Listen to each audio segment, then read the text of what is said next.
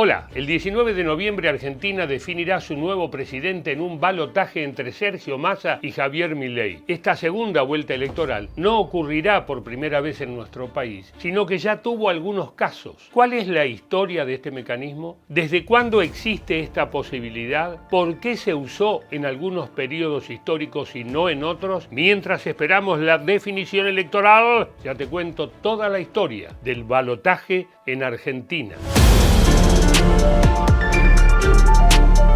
El término balotaje es una castellanización del francés balotage, que refiere, escuchá, a aquel proceso de validación por determinadas mayorías de una candidatura o de su rechazo cuando no se alcanza un porcentaje exigido constitucionalmente de votos en la primera elección. Te hice las comillas con la mano porque estaba citando el diccionario Larousse en su versión francesa. Se aplicó por primera vez en Francia en el siglo XIX. El objetivo era reducir la cantidad de partidos políticos y así evitar la proliferación de agrupaciones, obligándolas más bien a establecer alianzas. Los usos más remotos del balotaje en Europa datan de la Tercera República Francesa y de elecciones puntuales en Bélgica y Holanda en 1899 y 1917 respectivamente. En Argentina, mediante el decreto ley 19862, el gobierno militar de Alejandro Agustín Lanusse lo impuso en 1972 frente a las elecciones que se iban a celebrar durante el año siguiente.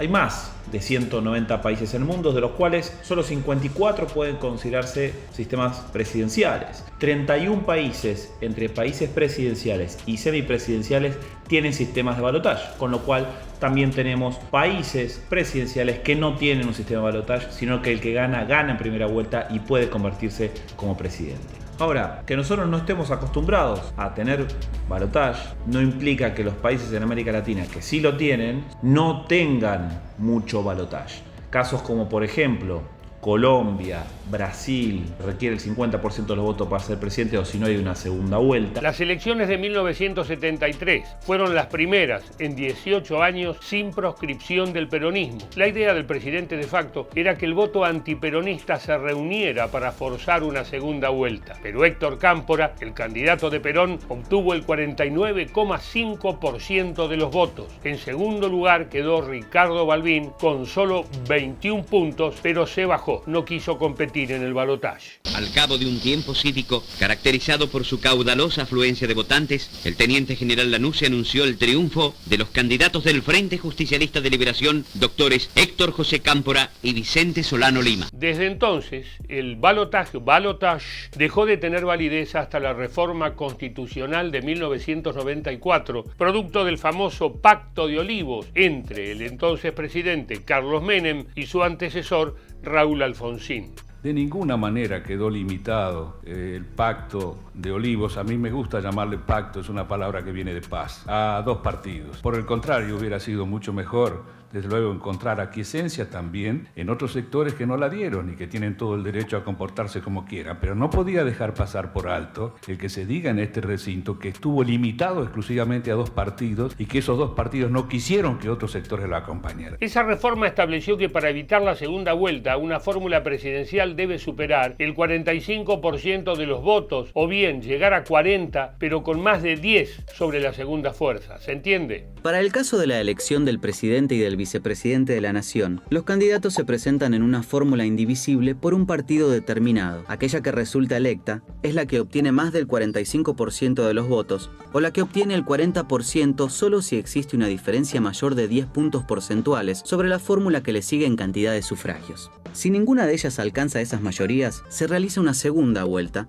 dentro de los 30 días, entre las dos fórmulas que hayan obtenido la mayor cantidad de los votos. Una vez incluido el balotaje en la reforma constitucional de 1994, ya estábamos en condiciones de probar cómo funcionaba. Esto no pasó ni en las elecciones presidenciales de 1995 ni en las de 1999, pero sí en las del año 2003. En esa ocasión, Carlos Menem sacó el 25% de los votos y Néstor Kirchner el 22%. El balotaje estaba estipulado para el 18 de mayo, pero Menem decidió no competir 4 días antes. Así, Kirchner resultó electo presidente. Estimo conveniente no participar en esta segunda vuelta electoral. Comprometo desde ya todo mi respaldo y mi colaboración con las nuevas autoridades constitucionales para defender a rajatabla la estabilidad del sistema democrático. Bien, en las elecciones de 2007 y 2011, ambas ganadas por Cristina Fernández de Kirchner, no hubo segunda vuelta. Pero en 2015 sí. Se trata de la primera vez en la historia argentina que el balotaje pudo efectivizarse. Mauricio Macri obtuvo el 51,34% de los votos y le ganó a Daniel Scioli, que quedó con 48,66. La diferencia fue de casi 700.000 votos.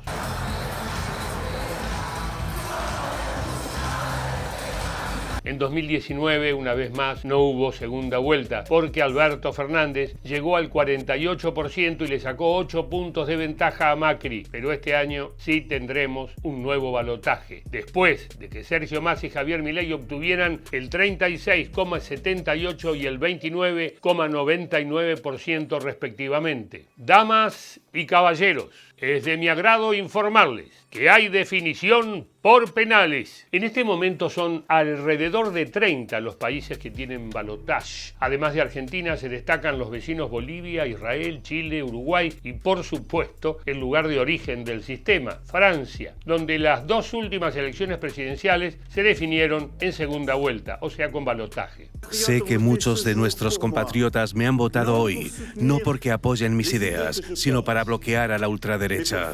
Y quiero agradecerles y decirles que soy consciente de que esos votos me obligan para los próximos años. Algunos analistas dicen que en un balotaje no se vota a favor del candidato que nos gusta, sino en contra del que no queremos. ¿Es así? ¿Pesará esa idea en la definición que se viene el 19 de noviembre? El balotaje sin dudas tiene un efecto en el comportamiento del electorado, porque genera mucho voto estratégico. Se incorporó la figura del balotaje para tratar de que los candidatos a presidente que pasan a la segunda vuelta construyan gobernabilidad y al mismo tiempo lleguen a la presidencia con al menos el 50% de los votos. Este comportamiento estratégico tiende a veces a parecer como votar al menos peor. Siempre va a quedar una porción importante de la ciudadanía que no va a tener su representación sincera de alguna manera en ese balotaje. El efecto no esperado del diseño para un balotaje es que genera polarización. El 19 de noviembre, las argentinas y los argentinos votaremos en un balotaje presidencial por segunda vez en la historia. ¿Qué vamos a privilegiar?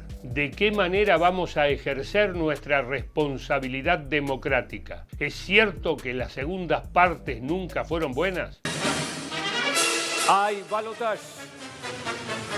Se acerca la definición. Por un lado, Sergio Tomás Massa, de Unión por la Patria. Por el otro, Javier Gerardo Milei, de La Libertad Avanza. ¿A quién le entregará la banda presidencial Alberto Fernández este 10 de diciembre? Cuando vos y yo volvamos a encontrarnos aquí, ya sabremos quién es el nuevo presidente argentino que gobernará hasta el año 2027. Que el Señor o el universo nos proteja. Y salud, felices votaciones y hasta la próxima.